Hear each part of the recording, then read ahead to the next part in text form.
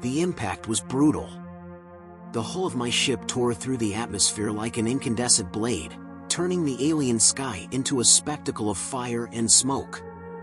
The unknown gravity pulled my body against the seatbelts, and everything inside the cabin shook as if it was about to shatter. Warning lights flashed frantically as the systems failed one by one. The last thing I saw before losing control was the ground approaching too fast. Then came the darkness. I woke up with a metallic taste in my mouth and the distant hum of something burning. My lungs burned with each breath, and a warm liquid dripped down the side of my face. The smell of ozone and ash permeated the air, and when I finally managed to get up, I realized that my ship was now just a pile of smoldering wreckage. The communication panel was destroyed. No sign of rescue. I looked around, trying to absorb as much information as possible. The planet was unlike anything I had ever seen. Gnarled trees rose like black spirals against the purple sky. The undergrowth emitted a faint glow, as if it were alive in some way that I did not understand. On the horizon, rugged mountains cut through the sky, and a strange mist covered the ground, making it impossible to see far ahead. I needed to get away from the ship. If there were intelligent life here, the smoke from the accident would serve as a beacon calling for attention, good or bad. I grabbed what little I could carry, a broken communicator, a multi-tool pocket knife, and an atmospheric analyzer. My flight suit was already damaged, but it still offered some protection. With my mind spinning in a whirlwind of adrenaline, I headed towards the forest, hoping to find shelter before night fell. I didn't walk long before I realized I wasn't alone. First, there were shadows among the trees. Rapid movements, little more than figures gliding along the edge of my vision. Then came the whispers. Not words, but a collective murmur that made the skin on my neck stand on end. My heart raced. The forest was alive with something, or someone, watching me. Then I saw the eyes. Hundreds of them glowed in the dark, reflecting the faint light of the surrounding vegetation. Slender creatures emerged from the mist, their bodies covered in cloaks that looked like they were made of plant fibers. They were humanoid, but their features were strange, almost too symmetrical, as if they had been sculpted by divine hands. They did not move forward. They just surrounded me, watching. I raised my hands in a gesture of surrender. My heart was beating so hard that I could hear it in my ears. I'm not a threat. Of course, they wouldn't understand. But something in my voice made them exchange glances with each other. One of them, apparently the leader, stepped forward. He held a staff carved with symbols that glowed faintly in the dark. His eyes analyzed every detail of me, of the torn suit. They carried me. Not like a prisoner. Not like a wounded man. They carried me as if I were sacred. Their hands, though rough and calloused, handled me with careful reverence, lifting me onto an intricate wooden platform lined with woven fabrics that smelled of unfamiliar herbs. The figures who had bowed before me now lifted the platform onto their shoulders and began to move. Through the thick haze of pain and confusion, I could only watch as the forest parted before us, revealing a vast settlement carved into the cliffs. Towering stone structures, etched with glowing symbols, rose high above a sprawling city of strange, angular buildings. Torches burned with a deep blue flame, casting eerie shadows on the alien architecture. It was ancient, yet advanced in a way I couldn't comprehend. The people, hundreds of them, stood waiting. Their eyes were wide with awe, some whispering frantically to each other. Others dropped to their knees the moment they saw me. I was no longer just a visitor. I was something else to them. I wasn't sure which terrified me more, the fact that they believed I was a god, or the possibility that they had done this before. They took me to the temple. The entrance loomed over us, flanked by towering statues with elongated features and hollow, staring eyes. The figures held their hands outward, palms up, in a gesture that mirrored the way the people had knelt before me. The symbolism was obvious, even if the meaning was not. Inside, the air was thick with incense, and the walls were covered in ancient inscriptions that pulsed with a faint, otherworldly glow. At the center of the temple, a massive stone seat, almost like a throne, stood at the top of a set of carved steps. They placed me there, stepping back in silence, their eyes filled with expectation. I tried to speak, to tell them I wasn't who they thought I was. But before I could, a deep, resonant voice echoed through the chamber.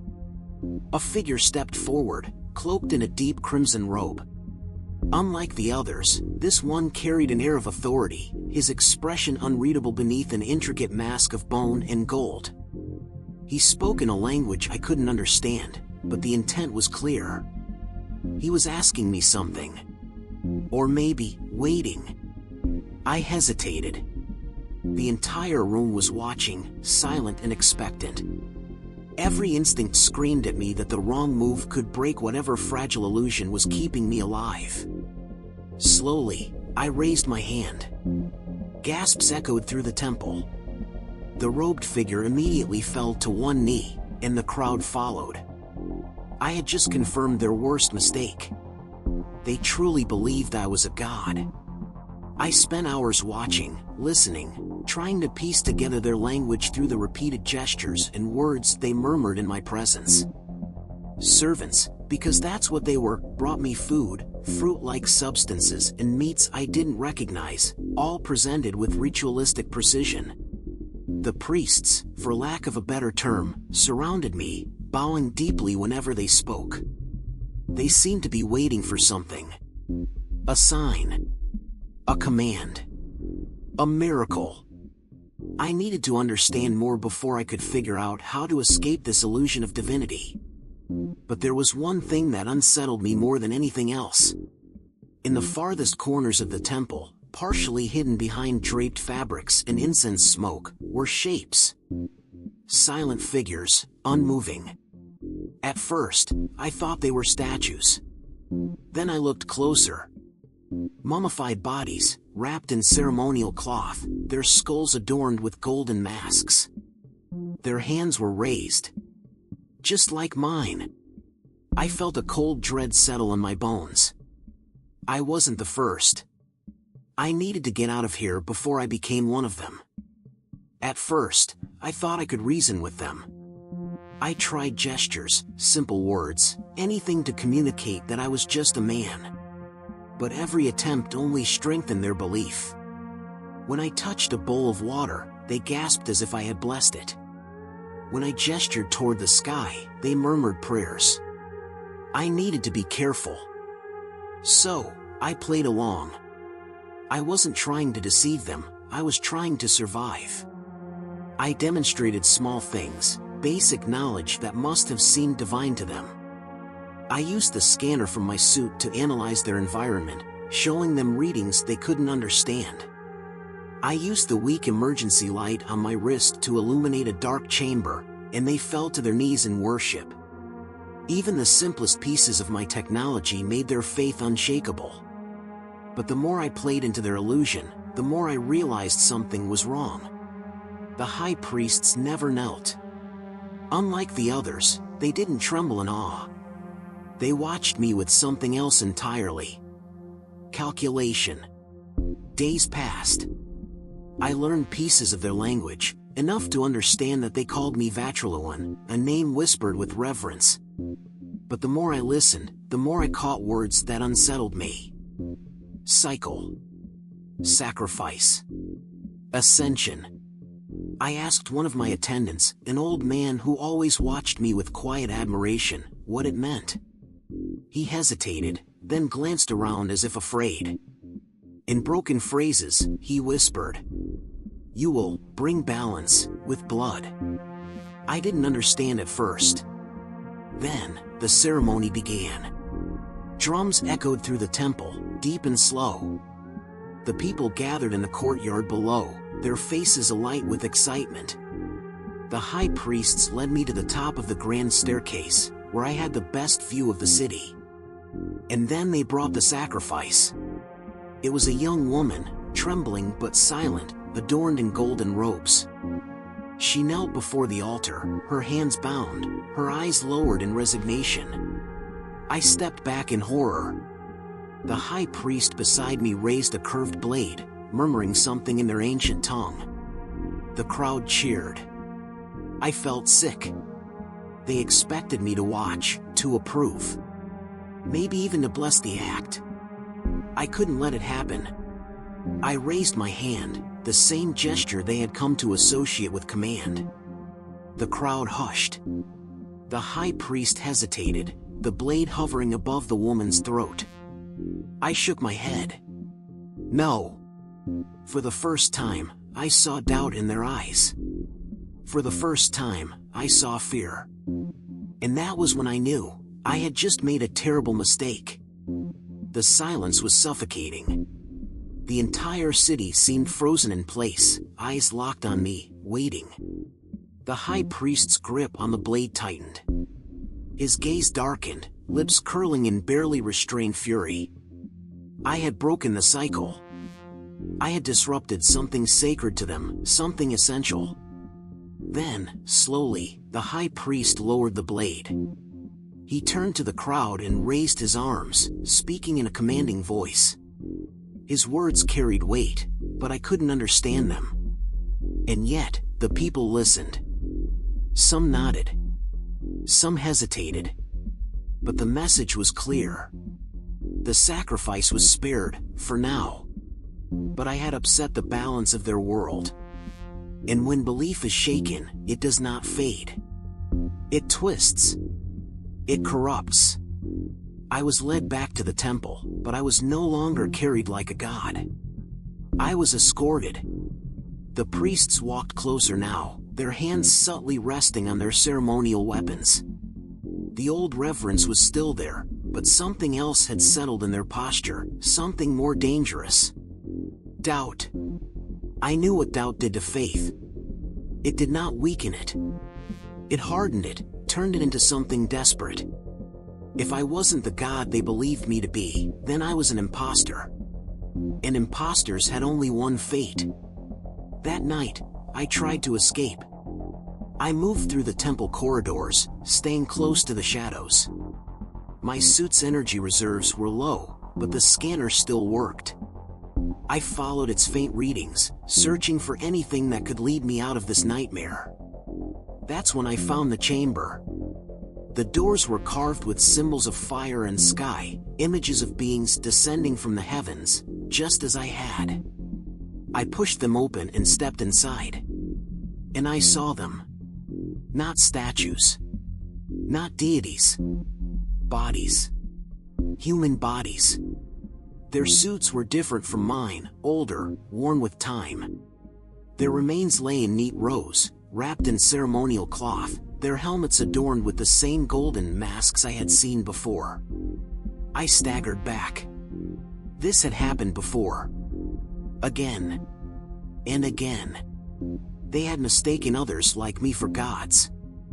And when those gods had failed to fulfill their role, they had been preserved. I heard footsteps behind me. I turned.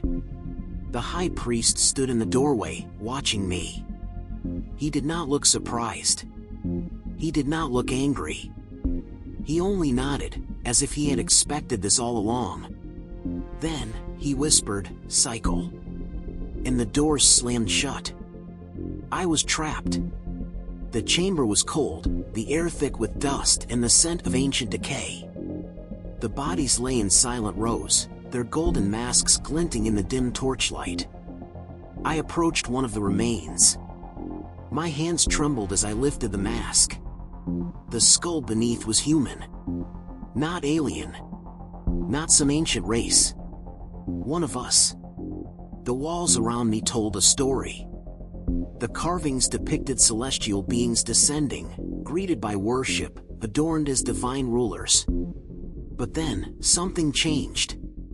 The last carvings were violent, figures falling, being sacrificed. Their golden masks shattered, their bodies entombed. They were never gods. They were prisoners. And I was next. A sound. A deep rumbling beneath the temple. The walls trembled. The torches flickered. The doors burst open. Guards stormed in, weapons drawn. The high priest stood behind them, his expression unreadable. "You break cycle," he murmured. "You must finish it." They reached for me. I ran. The temple was a labyrinth, corridors twisting, halls stretching into the unknown. But I didn't stop. I couldn't. I would not be the next body in that chamber. I turned a corner and skidded to a halt. A dead end. Footsteps thundered behind me. I turned, backing into the cold stone. The high priest stepped forward. "You came from the sky," he whispered. "You leave, or you die." I barely heard him over the pounding of my heart. Then I saw it. Behind him, in the distance, at the very top of the temple. A ship. Old. Rusted. But still standing. Another astronaut's vessel. Another failed god's final hope. If I could reach it. I had one chance. I lunged. The temple corridors were a maze of stone and shadows, each hallway twisting into another, each turn a gamble between salvation and capture. My breath was ragged, my muscles screaming in protest, but I couldn't stop. Not now. Not when I had seen the truth. I wasn't the first. I wasn't the only one. And if I didn't get out of here, I would not be the last. Behind me, the rhythmic pounding of footsteps echoed against the cold stone walls. The guards were fast, faster than I expected. Their armor was light but reinforced, allowing them to move like predators through their own domain. The high priest had not followed, but his presence was still there, an invisible force driving them forward, pushing them toward one objective. To capture me. Or to kill me. Ahead, a spiral staircase carved from obsidian twisted upwards into darkness. I had no time to think. I took the steps two at a time, my fingers scraping against the damp walls as I pushed myself upward, toward the only hope I had left. The ship. It had been there, perched atop the temple like a relic, its rusted frame barely visible against the storm-heavy sky. It was old, but it was a ship. If I could reach it, if I could find some way to power it, I might still have a chance. But I had to survive first. A sharp whistle cut through the air, followed by the unmistakable twang of something being released. My instincts screamed at me. I threw myself against the stone wall just as a projectile whizzed past, embedding itself into the stairwell beside me. A spear. Not primitive. Not crude. Its tip was made of something metallic, something that hummed with a low, pulsing energy. I didn't have time to process it. Another whistle, another spear. This one grazed my shoulder, slicing through the fabric of my suit and searing my skin with an unnatural heat. They weren't just trying to capture me anymore. They were willing to kill their god. I reached the top of the staircase and burst through an arched doorway, nearly stumbling into the open air. The temple's rooftop was a vast expanse of weathered stone, lined with pillars that jutted toward the sky like skeletal fingers. And there, on the far end, partially swallowed by the encroaching jungle. The ship. It was larger than I expected, its hull battered and scarred from centuries of abandonment. Moss and vines had claimed it, but its structure remained intact. A single, faded emblem stretched across its side, one I couldn't quite make out through the layers of grime. It wasn't mine. It belonged to one of the others. One of the gods before me. A chill settled into my bones. How many times had this happened? How many had come before, mistaken for divine beings, worshipped and sacrificed when they failed to perform? How many had reached this ship, only to fail before they could escape? I would not fail. I took a step forward. and a voice stopped me. Vatraloan. The high priest stood at the entrance to the rooftop, his crimson robes billowing in the wind, his mask of bone and gold catching the dim light of the torches. The guards flanked him, weapons in hand, but they did not advance. He had come alone. I turned to face him fully, chest heaving, my mind racing through every possible scenario. He wasn't here to beg. He wasn't here to reason. He was here to end this. I steadied my voice. I am not your god. The high priest tilted his head, as if considering my words. Then, slowly, he stepped forward, the hem of his robes brushing against the ancient stone. Cycle must continue, he said, his voice calm, almost gentle. Balance must be restored. I shook my head. Your balance is built on blood. On lies. He exhaled softly, as if I had disappointed him. Not lies. Order. Without the god, there is no balance. Without the god, the people will fall to ruin. I narrowed my eyes. Then what happens when the god fails? When the god is just a man? For the first time, I saw something shift in his expression. Not anger. Not fury. Regret. And in that moment, I understood. He already knew. He had always known. He knew I wasn't a god. He knew the ones before me weren't gods. And yet, he had played his part, continuing the cycle, ensuring that the faith remained unshaken, that the order held. Because without it, his world would collapse. I took a step back. The ship loomed behind me, a silent monument to the truth neither of us wanted to admit. You don't have to do this, I said. Let me go. Let this end. The high priest stopped mere feet away. He studied me for a long moment, the weight of centuries pressing into his gaze. Then, softly, he whispered, "It never ends." And with a flick of his wrist, he gestured to his guards. The attack came all at once. I ran. Spears whistled through the air. I weaved between the pillars, my heart hammering, my eyes locked on the ship ahead. The entrance hatch was half buried beneath the vines, but if I could just... A weight slammed into me from behind. I hit the stone hard, pain exploding through my ribs as one of the guards pinned me down. I thrashed, elbowing him in the face, but another figure grabbed my arm, twisting it back until my vision blurred with white-hot agony. The high priest approached slowly, his footsteps eerily silent against the stone. "It is not your fault," he murmured. "It is the way of things." The guard forced me to my knees. I knew what was coming. I had seen the chamber. I had seen the others. I would be wrapped in cloth. I would be adorned with gold. I would be placed among them, another relic of a lie that would stretch through eternity. No. Not like this. I let my body go limp, just for a moment. The guard shifted his grip slightly. It was all I needed. I twisted violently, yanking his weapon free and driving the blunt end into his temple. He crumpled. The other hesitated, just long enough for me to break free. I didn't stop. I didn't look back. I lunged toward the ship, reaching for the hatch, tearing away the vines with raw desperation.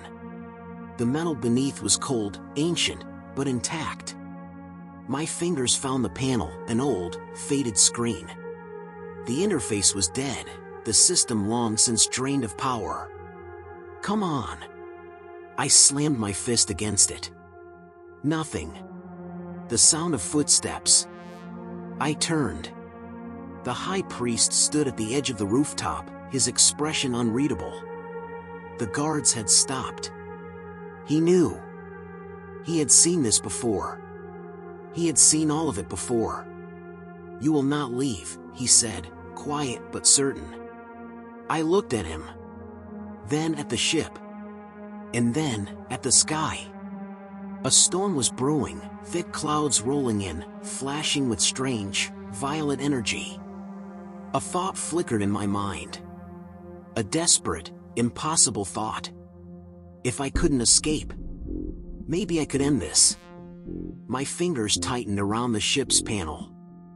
If I could reroute just enough power, if I could overload the remaining systems, I could bring the whole temple down.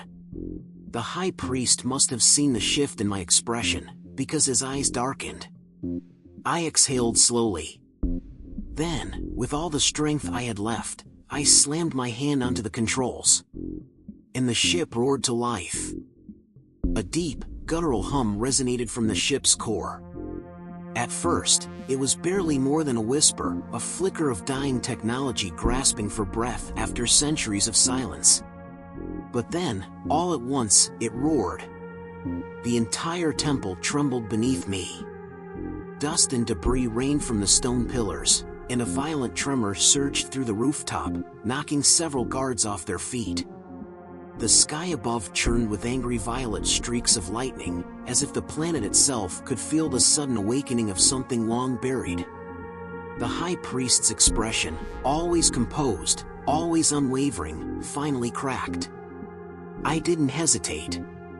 With one last desperate pull, I wrenched open the ship's half-buried hatch, exposing a dark interior filled with tangled wires and rusted panels. A metallic hiss escaped from the airlock, stale and ancient, carrying the scent of dust, decay, and something else. Something wrong. I had no time to question it. Behind me, the guards recovered quickly, their weapons raised.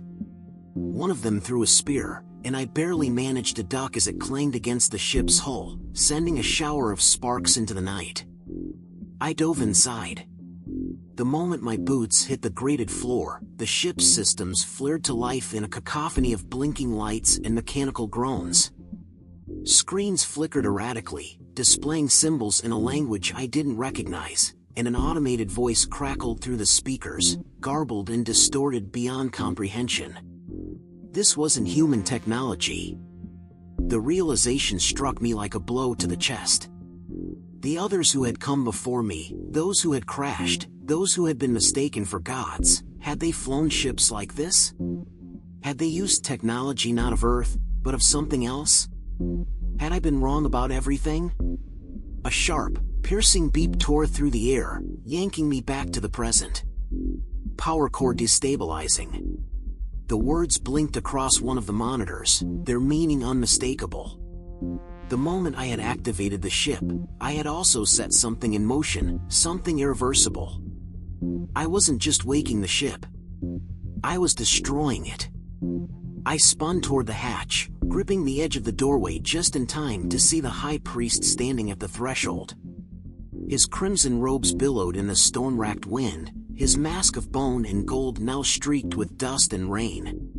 Behind him, the temple walls cracked, fractures spiderwebbing across the stone as the ship's energy surged outward in chaotic waves.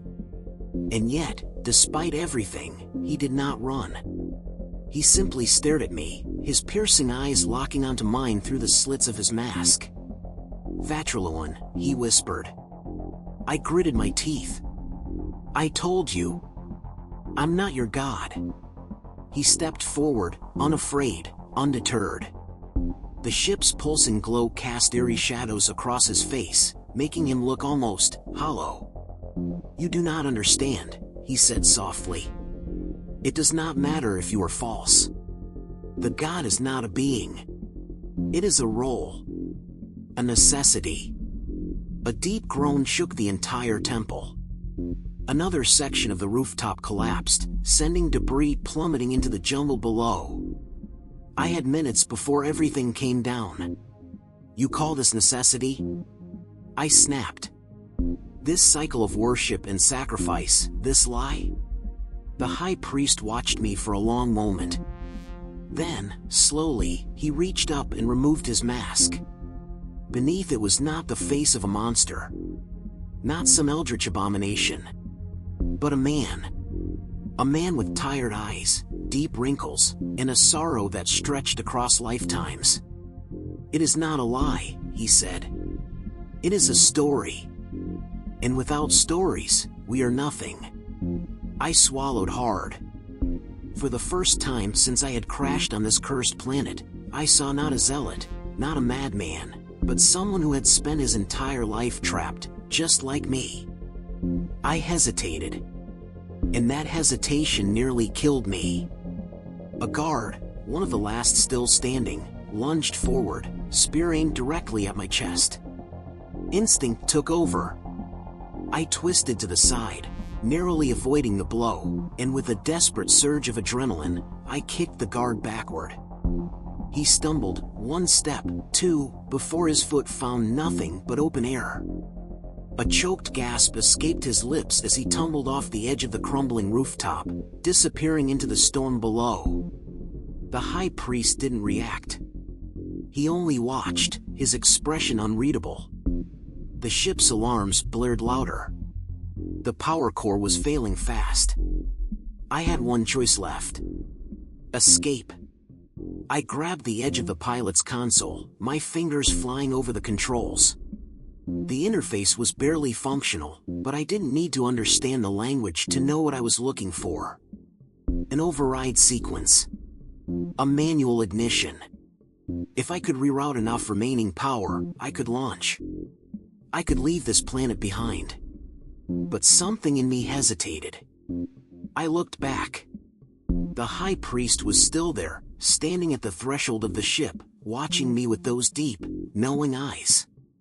And then, he smiled. Not in anger. Not in victory. But in relief. "You are the god," he whispered. And then, before I could say a word, he stepped back. Into the storm. Into the void. The ship's systems surged to life. The engine's roar drowned out the sound of the collapsing temple, drowning out everything except the thought that clawed its way into my mind. Had I won? Or had I simply played my part? The cycle must continue. I gritted my teeth and pulled the launch lever. The ship lurched, its ancient thrusters straining against the weight of time and decay. The temple below crumbled, its once great structure giving way beneath the force of the rising vessel. I barely registered the moment we cleared the surface. The moment I left the world of the false god behind. The moment I was free. Or so I thought. Because as I ascended into the storm-laced sky, something caught my eye. Something impossible. A fleet. Dark, unmarked ships drifting just beyond the planet's orbit. Waiting. Watching. And in that moment, as the transmissions flooded my ship, filled with words I didn't understand but could feel in my bones, I realized I had never escaped at all. The ship trembled around me, metal straining against the pull of gravity as I rose higher into the storm-racked sky. Alarms blared in the cockpit, the screens flickering erratically. Smoke coiled from exposed wires. This ship, this relic, was barely holding together. But none of that mattered. Not compared to what I saw waiting for me beyond the clouds. A fleet. Dozens, maybe hundreds, of ships hovered in the black void, their dark hulls absorbing what little starlight reached them. They weren't human. They weren't like any technology one had ever seen before. They were silent. Still. Waiting. A cold dread curled in my stomach. My hands hovered over the controls, unsure of what to do. If I continued forward, would they fire on me? If I turned back, would they let me go? Then, before I could even think to react, they moved. Not all at once. Not in the slow, lumbering way of human ships. They shifted, flickering from one position to another like shadows cast by an unseen flame. No propulsion. No sound. One moment they were still. The next, they were closer. Watching. A sharp burst of static erupted from the ship's speakers, making me flinch. Then, a voice. Not words. Not language. A whisper. It scraped against my mind, hollow and formless, like an echo of something that had never been spoken aloud. My breath caught in my throat. I gritted my teeth, fighting against the instinct to run. But where? There was nowhere to go. I was caught. The whispering grew louder, swirling inside my skull like wind through a cavern. It wasn't speech, it was more like meaning, raw and intrusive, forcing itself into my thoughts. Then, all at once, understanding. They knew me. They had been watching. Not just now. Not just since I had escaped the temple. Since the beginning. The whisper became something clearer. Not quite words, but something close. An idea. A message. The cycle persists. I swallowed hard, my pulse thundering in my ears. What cycle?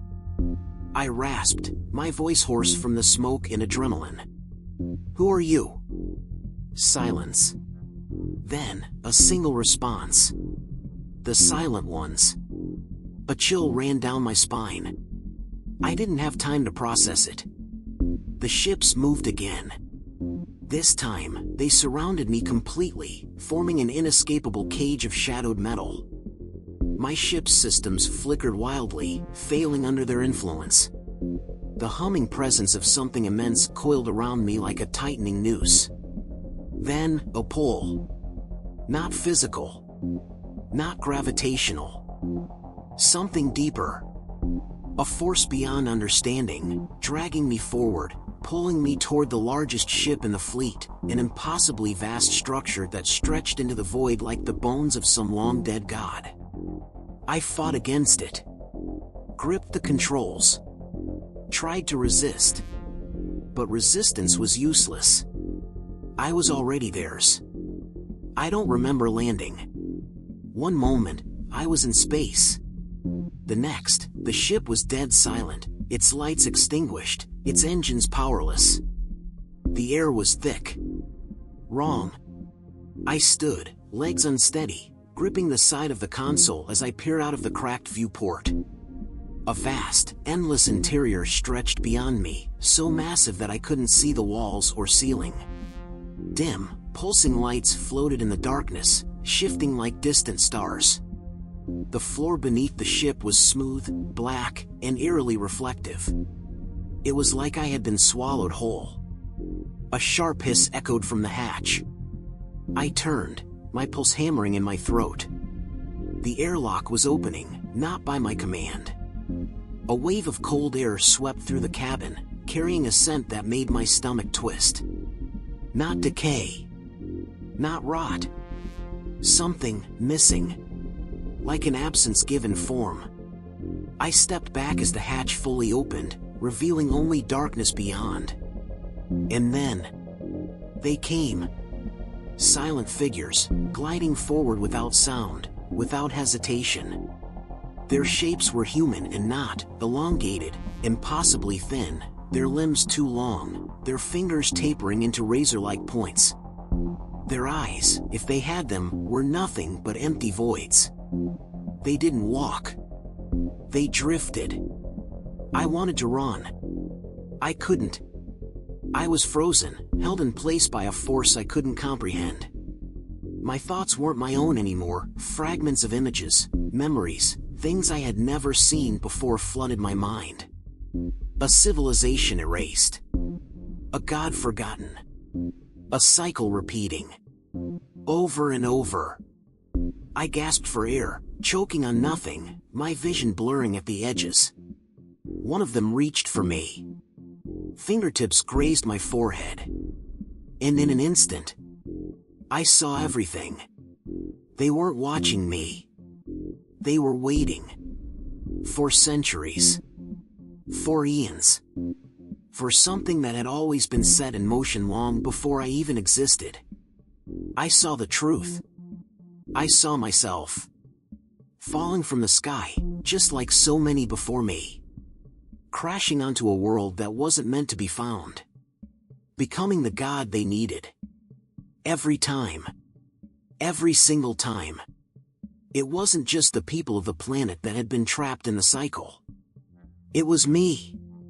Every version of me. Every lost traveler who had come before. All of us. Again and again. The ship I had taken? Not mine. The wreckage I had found? Not human. I had always thought I was the first. The first to crash here. The first to be worshipped. The first to escape. I wasn't. I never was. I was just another piece. Another name in an endless string of false gods. And as the silent ones stood before me, their whispers coiling around my thoughts, I understood the final, crushing truth. I would never leave. Not really. Even if I escaped. Even if I fought. The cycle would always bring me back. The ship, the planet, the lie. It was all the same. Because the moment I crashed, the moment I fell from the sky, I had already played my part. And the silent ones? They were simply ensuring the cycle continued. The void pulsed. The silent ones moved as one, their faceless gazes locked onto me. The whispers grew louder. The pressure in my skull built. And then... nothing. A flash. A blink.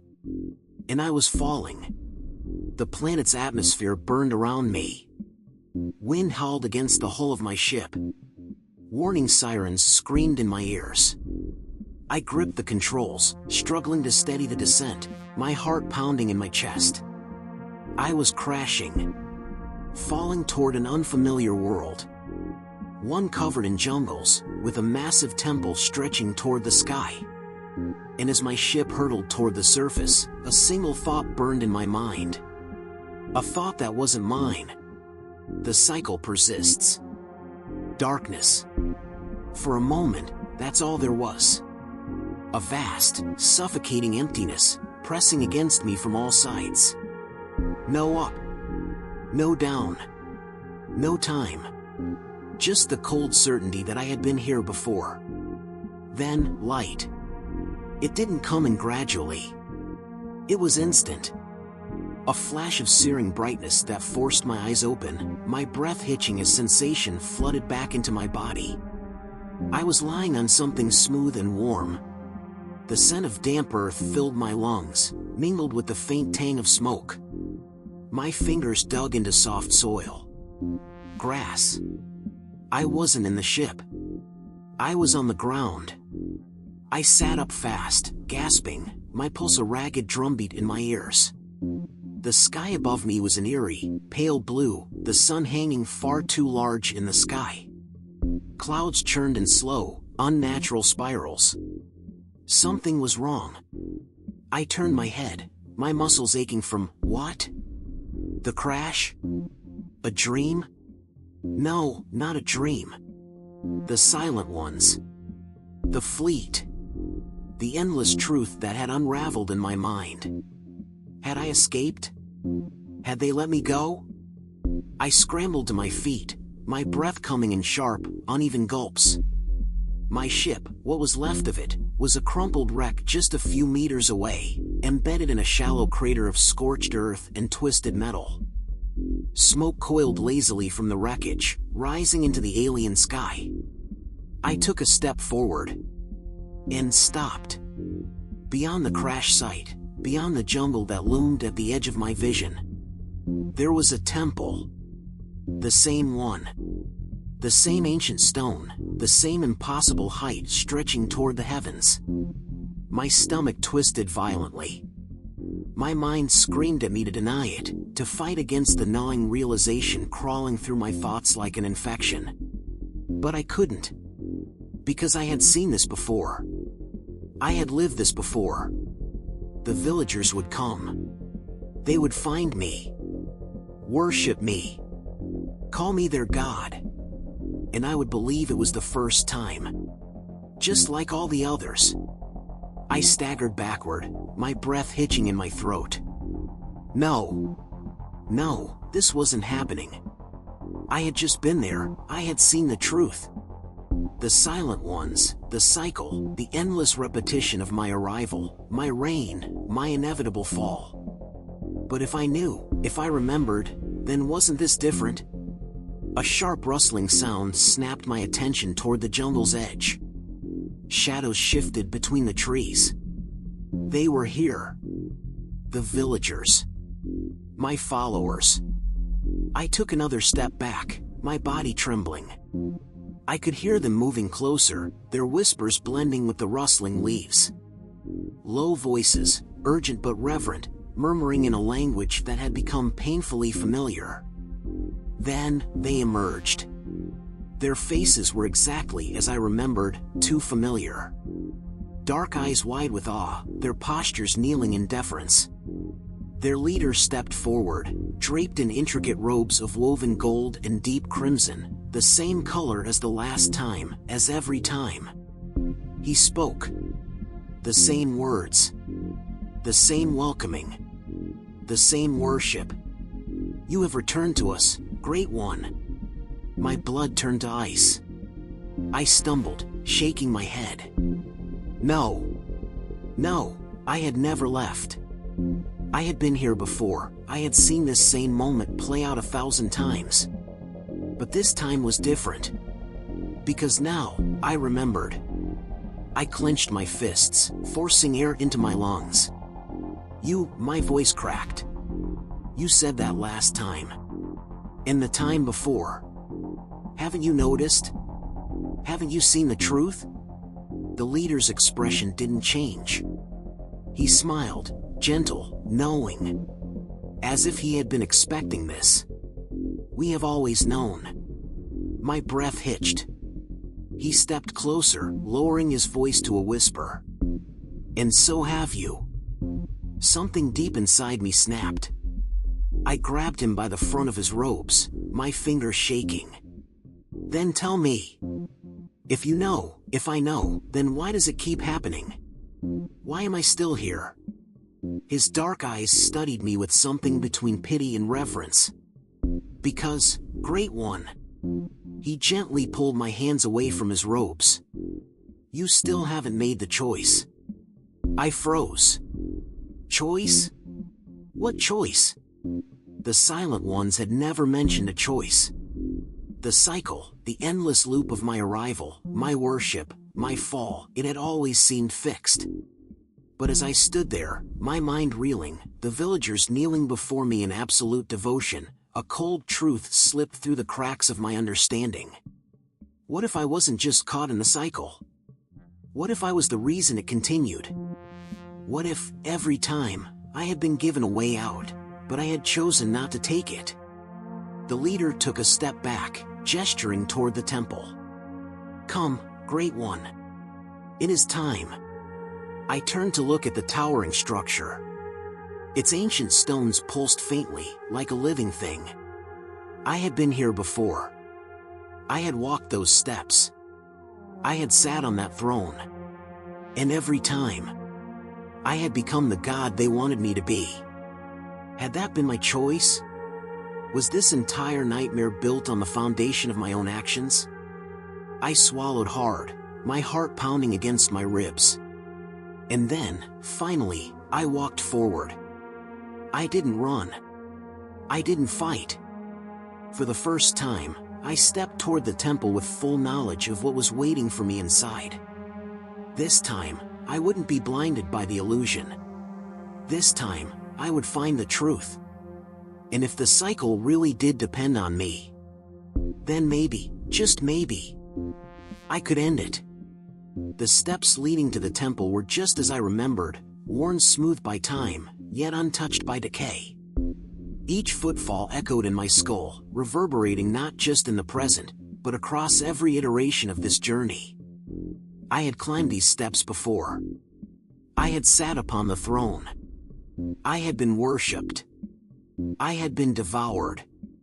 And then, without ever realizing it, I had started all over again. But this time was different. This time, I was awake. The villagers followed in silent reverence. They moved like ghosts, as if they were already part of the past, their forms slightly out of sync with reality. I tried to focus on them, to truly see them, but the more I looked, the more their features blurred. Had they ever been real? Or were they simply echoes of the cycle, just like me? The temple doors loomed before me, towering slabs of obsidian carved with impossible symbols, letters that shifted when I wasn't looking, rearranging themselves into new meanings, new truths. They were waiting for me to enter, just as they always had. I hesitated, my fingers brushing against the cold, smooth surface. The weight of 1,000 past decisions pressed against my skull. Was I walking into a trap? Or was I walking into the answer? The leader of the villagers, the one who had whispered of my choice, stood beside me, watching. His expression was calm, his eyes unreadable. "You hesitate," he said softly. I swallowed. "Because I know what happens next." He tilted his head slightly. "Do you?" I clenched my fists. "I sit on that throne. I rule over you as your god." And then something happens, something that I don't remember, something that resets all of this. The leader nodded, stepping closer. "Then you must ask yourself, Great One, why do you always sit upon the throne?"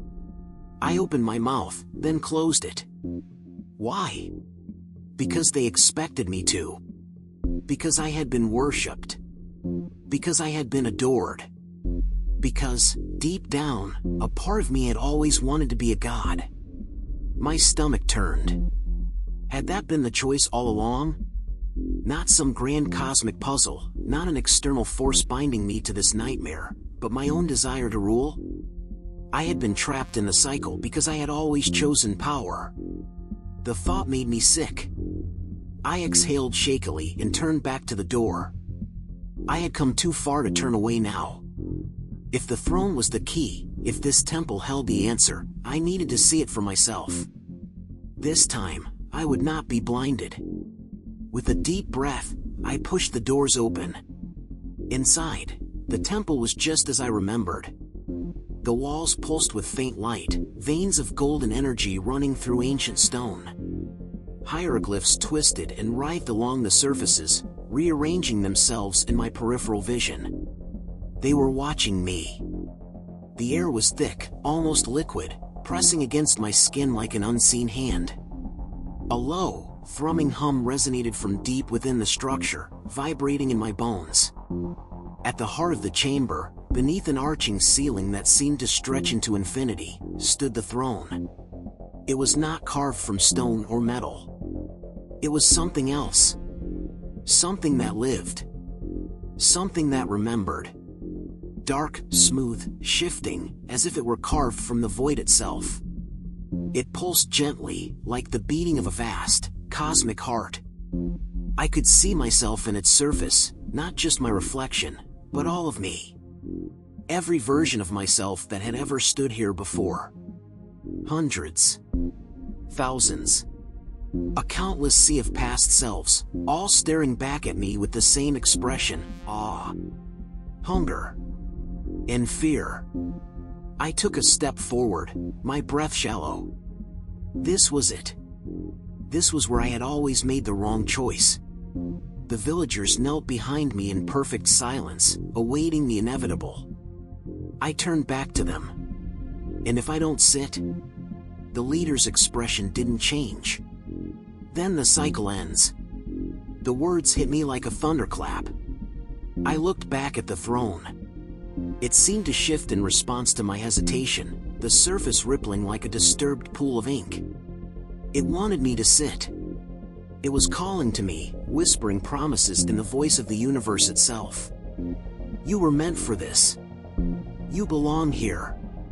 Sit, and know eternity. I took another step closer, my mind screaming. This was the moment. This was the choice. Everything inside me ached to give in. The weight of my past selves, the expectations of the villagers, the very fabric of this cursed reality, all of it was pulling me toward the throne. And yet, I stopped. The room trembled.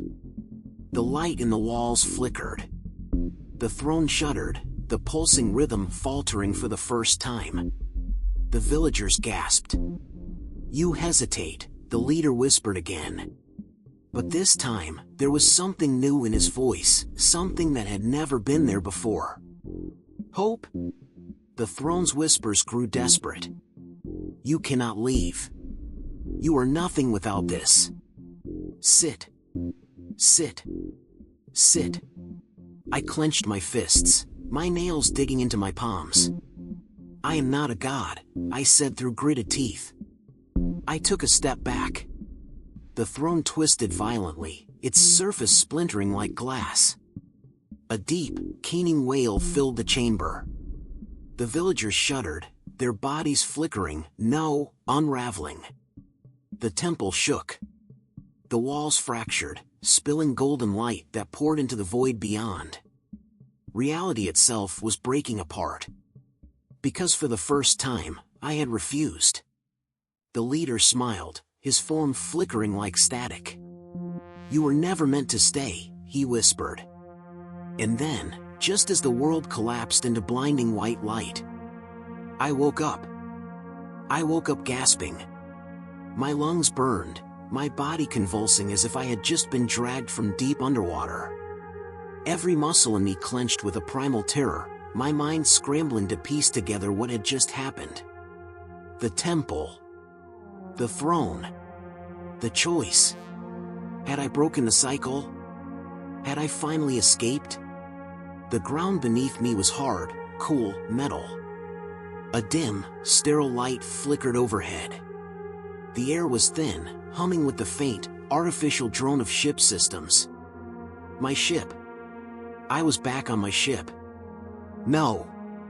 I shot upright, my breath ragged. The cockpit was intact, pristine. No crash, no damage, no signs of the hell I had just lived through. Had it been a dream? A hallucination? I spun in my chair, fingers trembling over the controls. All systems were normal. Fuel levels full. No mission logs of an emergency. No distress signals sent. As far as my ship was concerned, I had never crashed. This isn't right. My fingers hovered over the command panel, hesitating. If everything was fine, then where had I been? What had I seen? I inhaled deeply, trying to center myself, but the moment I did, something shifted. It was subtle. A tiny flicker in the air, like heat waves rising from pavement. I looked up and froze. The stars outside the viewport weren't right. They were wrong. Not in position. Not moving as they should. The constellations, the galaxies, the very fabric of the cosmos, all of it had changed. Or worse, all of it had been replaced. My pulse thundered. I reached for the navigation system, keying in a scan of my location. No response. The ship's computer processed my request but returned nothing. No star maps. No planetary data. No record of where I was. As if this place didn't exist. I swallowed hard, a cold sweat breaking across my skin. I wasn't awake. I had never woken up. The ship's lights flickered. For a brief second, the cockpit wavered, as if it wasn't fully real. I gripped the armrests, my knuckles white. No. No, this isn't.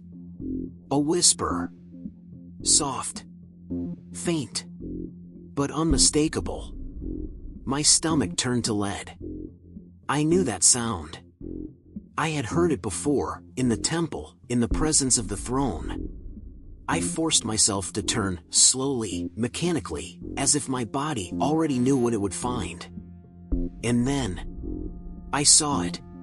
Reflected in the dark glass of the cockpit viewport. Something standing behind me. Watching.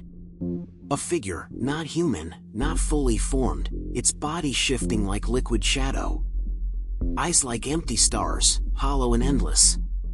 Its form rippled, not constrained by physical space. A silent one. It had followed me. I gritted my teeth, my breath shuddering. I left. I made the choice. The cycle should be broken. The silent one tilted its head, considering me. Its voice was not spoken aloud, but felt directly inside my mind. And yet, you are still here. I swallowed, my throat dry. Where is here? The ship's lights dimmed. The stars outside flickered like dying embers. The silent one's form shifted, the darkness around it writhing as if the very fabric of space was rejecting its presence. You do not understand.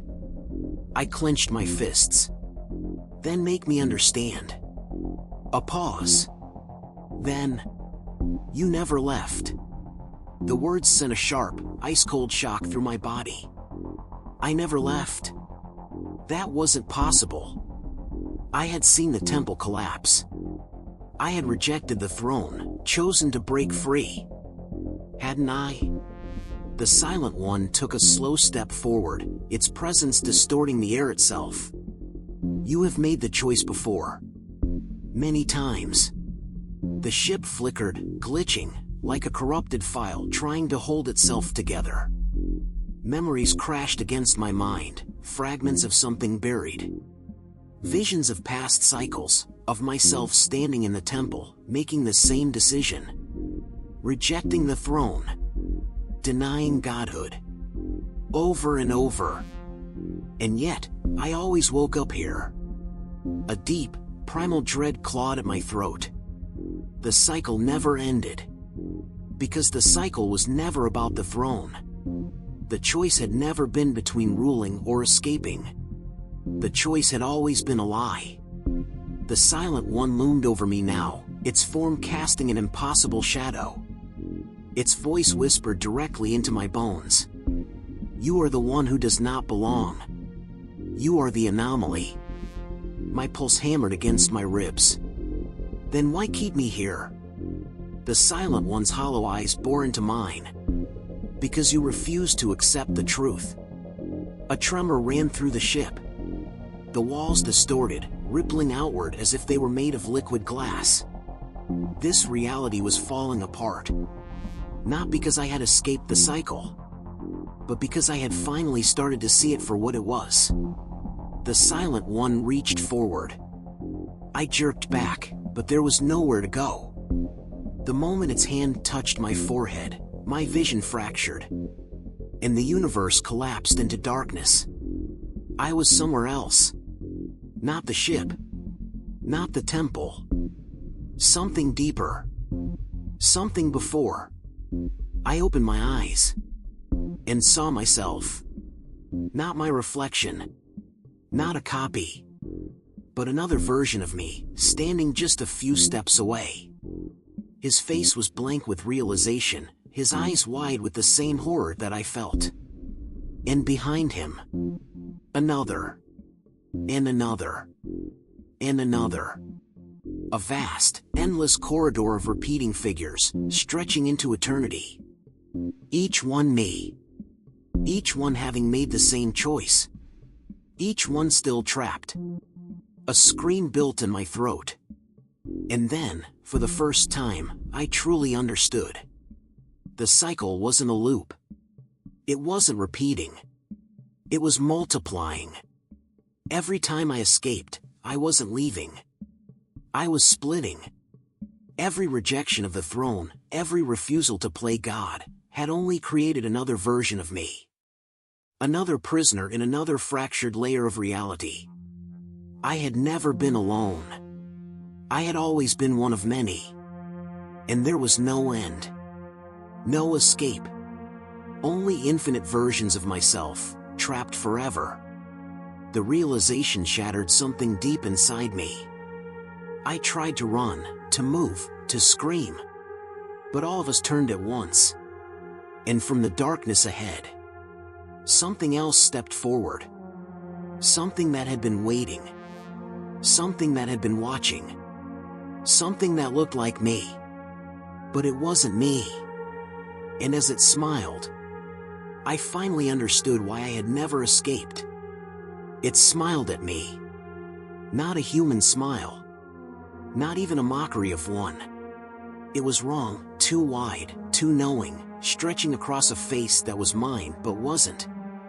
The other me stood just a few feet ahead, watching. Studying. And behind it, stretching into the endless dark, were more. Not reflections. Not echoes. But versions of me. Each one twisted, altered in ways I couldn't understand. Some had extra eyes. Some had none. Some were stretched, their limbs elongated into grotesque proportions. Others were hunched, broken, shifting in and out of existence like flickering images on a corrupted screen. Every single one of them had tried to escape, and none of them had succeeded. My breathing was ragged, my heartbeat a frantic, hammering rhythm in my chest. I took a slow step back, but they did not follow. They didn't have to. I was already where they wanted me. I swallowed hard, my throat dry. What is this? The version of me standing closest, the smiling one, tilted its head. You already know. Its voice was mine, but wrong, warped, layered, as if spoken by 1,000 mouths at once. I clenched my fists, trying to keep my hands from shaking. This is the cycle, isn't it? I whispered. This is what's really happening. The smiling one didn't answer. It didn't have to. I already knew. The throne had never been a choice. The cycle had never been about accepting or rejecting godhood. Every time I refused, every time I fought to leave, I wasn't breaking free. I was multiplying. Splitting into another version of myself, another fragment lost in this endless, unraveling reality. Every decision I had made, every attempt at escape, had only created another me. And now, I was here. With them. Trapped in the place where all the others had ended up. I swallowed back the rising panic clawing up my throat. Think. I scanned the shifting darkness around me. There had to be a way out. There had to be something I had missed. A trick, a loophole, a mistake in the design of this hell. Because if there wasn't, then I was already gone. I took a careful step back. The smiling one did not move. None of them did. They just watched. As if they were waiting. I gritted my teeth. There has to be an end to this. The smiling one laughed. It was the worst sound I had ever heard. You still don't understand. The space around us shifted. The ground beneath my feet rippled, like stepping on the surface of a still lake. And suddenly, I was somewhere else.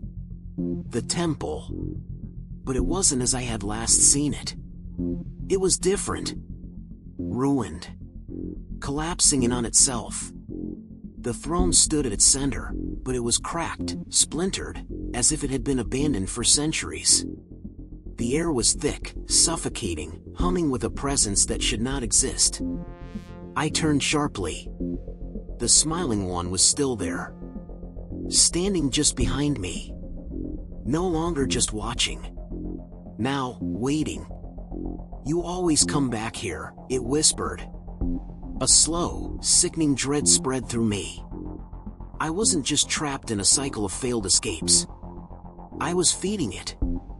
Every refusal to take the throne. Every time I denied godhood. Every time I tried to break free. I wasn't breaking the system. I was powering it. The cycle needed my resistance. It needed my struggle. And that's why it would never end. Because as long as I fought it, I would always return. Always split. Always multiply. Until there was nothing left of me. Just fragments. Ghosts of choices that were never really choices at all. I felt something crack inside me. A realization I couldn't run from. There was no escape. Not the way I had imagined it. Not the way I had hoped. And in that moment, I understood. I turned toward the throne. The smiling one did not stop me. None of them did. They knew what I had finally realized. I stepped forward, the weight of countless lifetimes pressing down on my shoulders.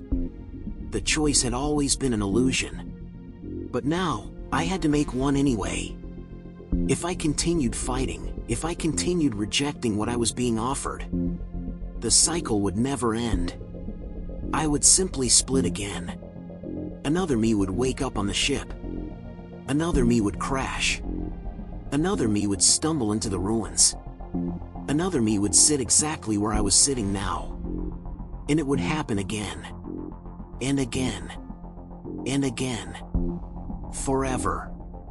Unless I did something different. Unless I did what none of the others had done. I breathed in, steadied myself, and sat down on the throne. Silence. The moment my body made contact, I felt it. The hum of something ancient, something vast, surging beneath the surface of reality itself. The ruins trembled. The darkness shifted. The air burned with unseen energy, as if the universe itself was rearranging. And then, the smiling one spoke one last time. You finally see it. I closed my eyes. And let it take me. I did not wake up on the ship. I did not wake up at all. Because for the first time, I was not leaving. I was becoming. Not a god. Not a prisoner. Not a fragment of something unfinished. But the thing that had always been waiting. The thing that had existed before all the choices. Before the first split. Before the first cycle. I was no longer just a piece. I was the whole. And the moment I understood that, the cycle ended.